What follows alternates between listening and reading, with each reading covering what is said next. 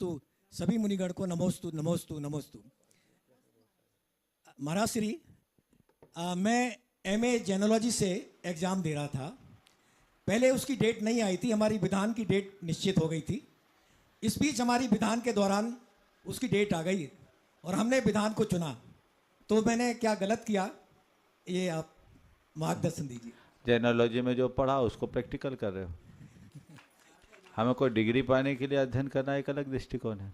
नहीं, डिग्री शास्त्रों में जेनोलॉजी में कहते क्या है, जैन धर्म कहता क्या है, एक श्रावक को श्रावक धर्म का पालन करने की बात कर रहा है, वो आप कर रहे हैं। इसलिए आपका जो निर्णय है बिल्कुल सही है। परीक्षा आगे पीछे भी दे देना, लेकिन ऐसे अनुष्ठानों को छोड़ना उचित नहीं।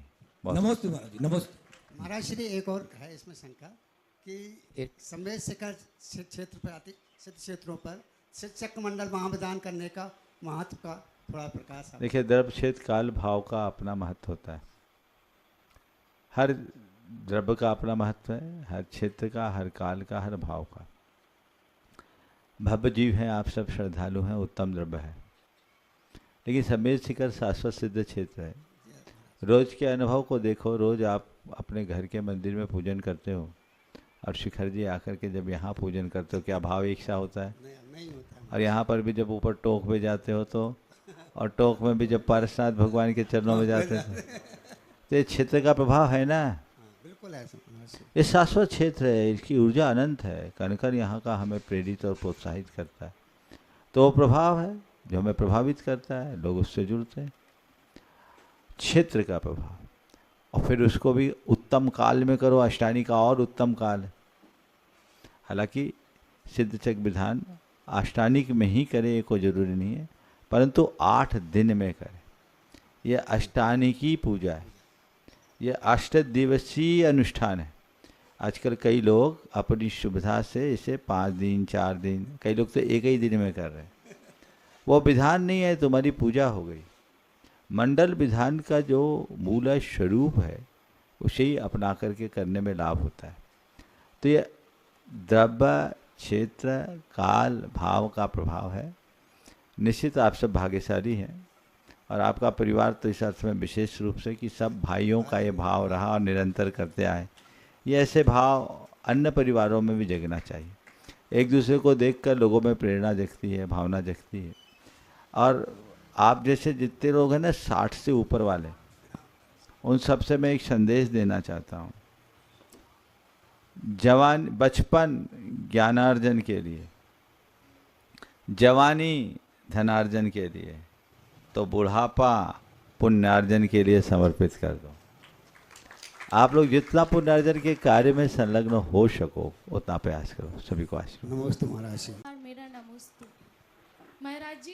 कई बार देखा जाता है कि जब जीवन की विपरीत परिस्थितियां होती हैं तो समता धारण को ही कर्म की निर्जरा कहा जाता है। परंतु महाराज जी, कई बार स्थितियां आती हैं कि हम गलत के खिलाफ हमारा विरोध करना भी जरूरी होता है। तो महाराज जी, इन दोनों ही विरोधाभास परिस्थितियों में हम कैसे निर्णय लें और अपने विचारों को कैसे संतुलित रखें? देखिए, समता भी धारना चाहिए और प्रतिरोध भी करना चाहिए, अलग अलग चीज़। रोजमर्रा के जीवन में छोटी मोटी बातें हैं ना, उनको आप समता रखो। जीवन में कोई विपत्ति आए, बीमारी आए, वियोग आए, विषमता आए, विसंगति आए, क्षमता रखो। लेकिन कोई तुम पर अन्याय करे, अत्याचार करे, तो वहाँ प्रतिरोध करो। लेकिन आजकल लोगों की सहनशीलता खत्म हो गई। अगर पिताजी ने डांट दिया या माँ ने कुछ कह दिया तो लोग इसको ही अन्याय समझने लगे। अगर किसी ने थोड़ी भी हमारी इच्छा के विरुद्ध बोल दिया तो लोग उसको अन्याय समझने लगे। हम कैसे बर्दाश्त करेंगे? ये नासमझी है। हमें चीज़ों को समझना चाहिए, छोटी मोटी बातों को पूरी तरह पचाने का प्रयास करना चाहिए। सेजल मिनी जैन, गुरुदेव के चरणों में अनंत जैन राहत जड़ सागर, गुरु चरणों में अपना प्रश्न कर रहा हूँ। मुनीष जी जैन बैंकॉन्ट, गुरुदेव के तैयार चरणों में रहेंगे। कोटि कोटि नमोस्तु। मंचासीन समस्त मुनिराजों को नमोस्तु। महाराज श्री, मेरा प्रश्न यह है कि अगर हर सबके पास अलग अलग क्षमता है तो फिर तुलना करना गलत क्यों है? सब अतुलनीय है, तुलना क्यों करो? किसी से तुलना करके क्या फ़ायदा होगा? जिसकी जो क्षमता उसको समझो। कंपेयर करके क्या करेंगे? हमें कंपेरिजन की जगह कॉम्बिनेशन बिठाने की कला सीखनी चाहिए। जब हम एक दूसरे के अंदर प्रति तुलना करते हैं ना, तो हमें अपनी उपलब्धियां नहीं दिखती, सामने वालों की दिखती है। तो ईर्ष्या और प्रतिस्पर्धा की भावना जग जाती है। जबकि व्यक्ति को खुद का टारगेट खुद बनना चाहिए। हम दूसरों के आगे निकलने की जगह खुद कहाँ जाना चाहते ये तय करें तो रास्ता प्रशस्त हो। नमोस्तु महाराज। अपना मतलब एक तरह से एक आदर्श कैसे पेश कर सकता हूँ जिससे मतलब वो हमारे धर्म से प्रभावित बहुत सुंदर। ये बहुत अच्छी बात है कि तुम जहाँ पढ़ रहे हो वहाँ बहुत सारे देशों के बच्चे पढ़ते हैं, 7 देशों के पढ़ते हैं। सबकी अपनी अपनी परंपरा है, अपना अपना कल्चर है, अपनी अपनी आस्थाएं हैं, अपना आचार विचार है। तुम्हारे लिए एक बहुत अच्छा अवसर है अपने आचार विचार की छाप छोड़ने की, उन्हें जीवन के प्रति संवेदना जगाओ, अहिंसा के प्रति उनकी आस्था जगाओ। अहिंसा का हमारे जीवन में क्या स्थान है और अहिंसा का पालन करके कैसे खुश रहा जा सकता है। जियो और जीने दो के मंत्र का अर्थ क्या है ये अपने व्यवहार में दिखाओ। व्यसन और बुराई मुक्त जीवन का मजा क्या होता है ये अपने चर्या से सिखाओ। यदि ये चीज़ें होगी तो निश्चित तुम्हारे प्रति ही नहीं तुम्हारे साथ जैन धर्म के प्रति भी आकर्षित होगा और जीवन को आगे बढ़ा पाएंगे। है कि इच्छा निरोधः तपः, इसका क्या अर्थ है? इच्छा निरोध तप का मतलब है अपने इच्छाओं को निरोध करना तप है।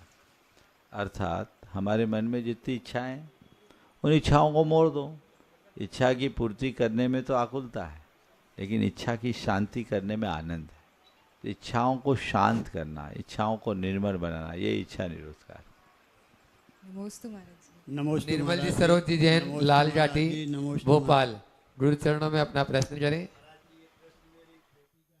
जो कॉलेज में प्रोफेसर है उसने पूछ रही है कि कार्य क्षेत्र में उसका वर्क रहता है कॉलेज में, तो उस स्थान पर राजनीति से कैसे दूर रहे, क्योंकि वो अच्छे कार्य करते हुए दूसरे लोगों को अच्छा नहीं लगता है, तो वो अपनी भावनाओं पे कैसे नियंत्रण रखे, क्योंकि उसकी वर्किंग इस टाइप की है कि वो उसके मार्फत जितने भी एडमिशन होते हैं उससे जो भी कमीशन मिलता है वो बच्चों की फीस में माफ़ करा देती है, खुद नहीं लेती एक धेला भी।